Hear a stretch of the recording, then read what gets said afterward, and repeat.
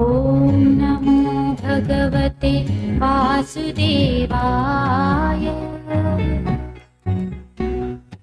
ॐ नमो भगवते वासुदेवाय। ॐ नमो भगवते वासुदेवाय। ॐ नमो भगवते वासुदेवाय।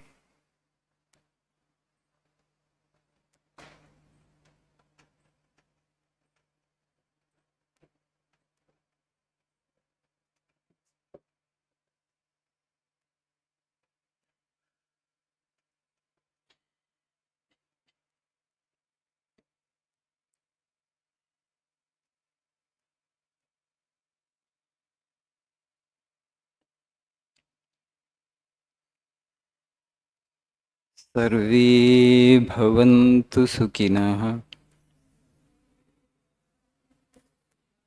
सर्वे सन्तु निरामयाः, सर्वे भद्राणि पश्यन्तु, मा कश्चित् दुःखभाग् भवेत्। ॐ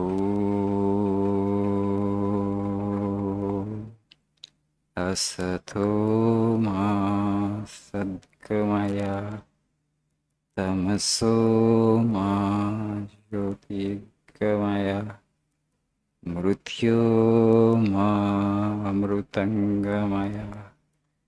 ॐ शान्ति शान्ति शान्तिः।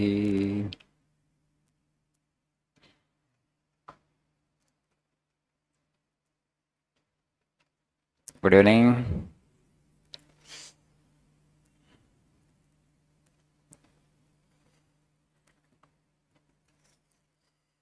In the last prayer meeting,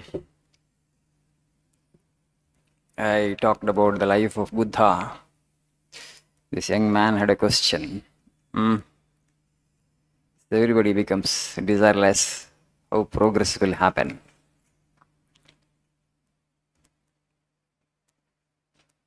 You know, Swami Vivekananda said, the word social progress has as much meaning as dark light and hot ice.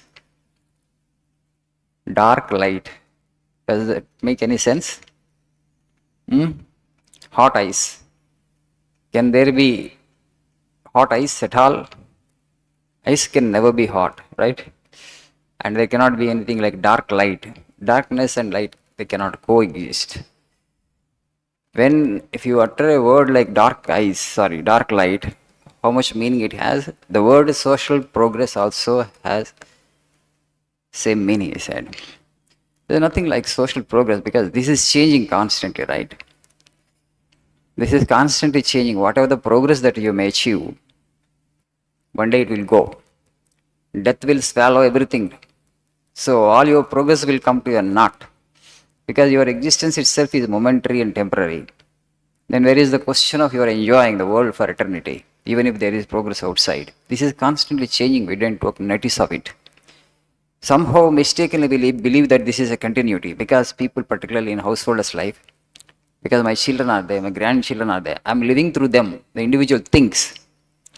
But you are a separate entity as a body, right? When your body goes, you are gone. Of course, you will be reborn again because we believe that we are soul, we are not the body.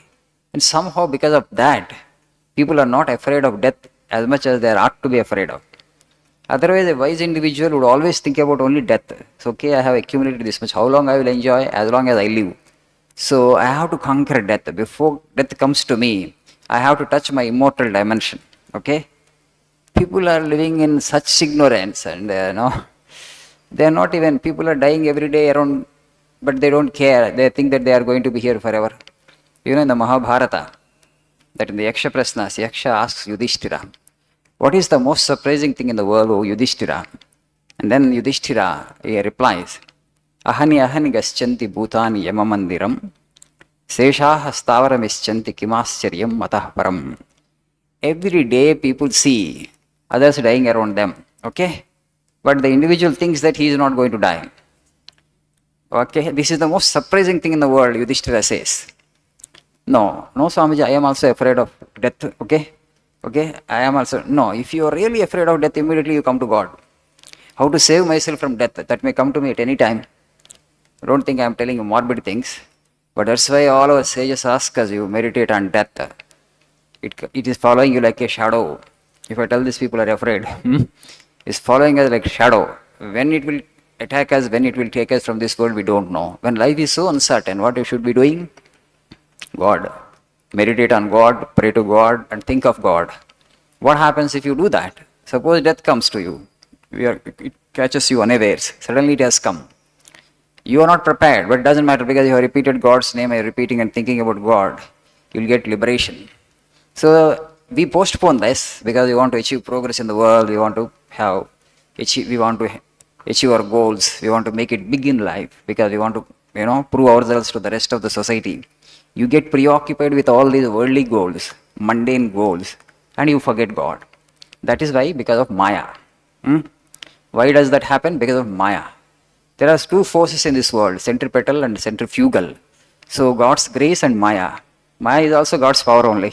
Okay? You are sandwiched between these two. One force is trying to attract you or take you away from God. Another force is trying to attract you towards God, which is centripetal force. The centrifugal force is Maya, which is trying to take you away from God. You are sandwiched between these two forces. That's why it's not easy to define a human being. People have the question, in other religions, Christianity and Islam, they call Satan Maya. Satan is a separate entity.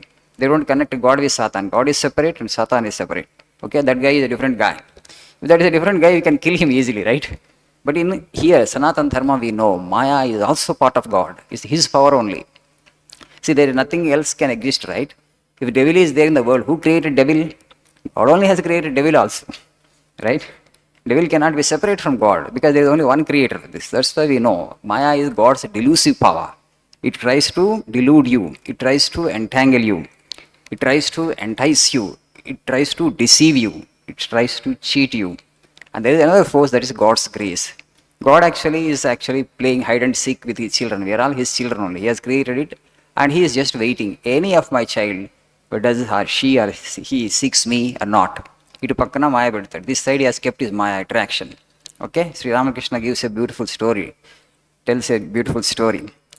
A small child, mothers, what they do, they have a small kid in their family, just born, 1 year kid. So the kids always want to be in the mother's lap, but mother has to do the cooking and other, chores in the family. What she does, because always, baby expects mother to take it into her lap.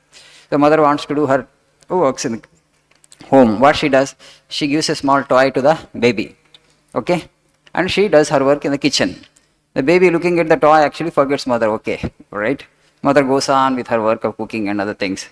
After some time, the baby starts crying again because it's fed up with the toy. It throws away the toy. What mother does is mother brings another new toy, okay? She throws that near the baby. And baby now takes interest in the new toy. For some time only.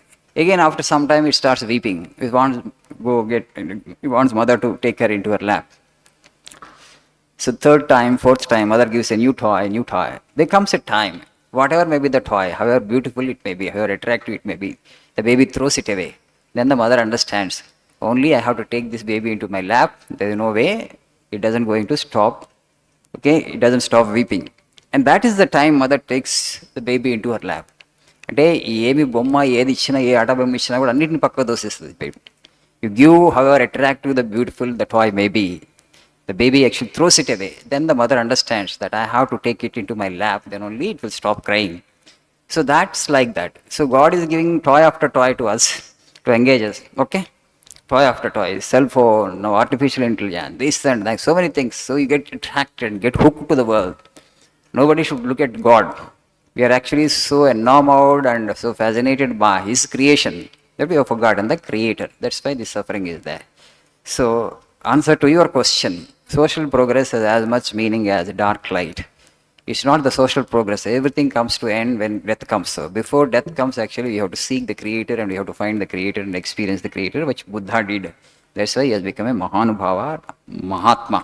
And Vivekananda searched for truth and he became a Mahatma. Because they say every pleasure of this world is fleeting. Today it is there, tomorrow it is not there. And after tomorrow, I myself am not there as a body.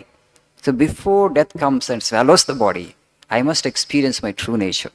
When the Upanishad says, Nalpe Sukhamasti, nothing limited can ever give you real happiness and peace. Only the unlimited, only the infinite actually gives you the real peace and happiness. Where is the infinite? In my own heart. Why don't I realize that? Why don't I experience that? Because your mind is extroverted. You are looking outward for pleasures through progress and through material things.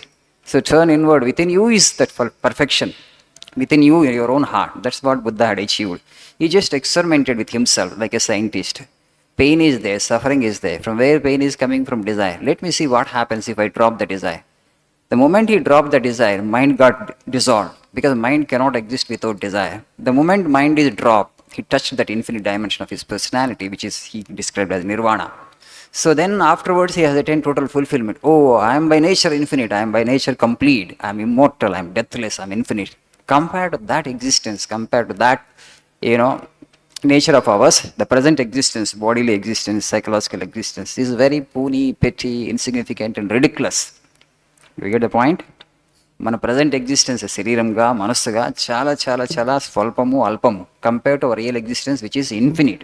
Okay, that's why Swami says every soul is potentially divine. The goal is to manifest the divinity within. ప్రతి మనిషిలో కూడా ఆ దైవత్వం ఉంది, దాన్ని అభివ్యక్తీకృతం చేయాలంటారు. We have to manifest that, we have to express the divinity. The infinity is so close to us, yet we forget it, we miss it because we are attached to this body and thinking after getting attached to the body we want the pleasures of the world, development of the world and all the things. So we don't take notice of cognizance of death. Suddenly it comes and takes us away from this world. So you need to be wise. That's why in Vedanta they use the called discrimination, viveka. Have viveka. When you have viveka you get vairagya. Through viveka and vairagya you will attain God. So these are supremely important words in Vedanta, viveka and vairagya. Viveka means discrimination, vairagya means dispassion. Discrimination and dispassion when you have, you will get God. Okay, thank you. Nice evening.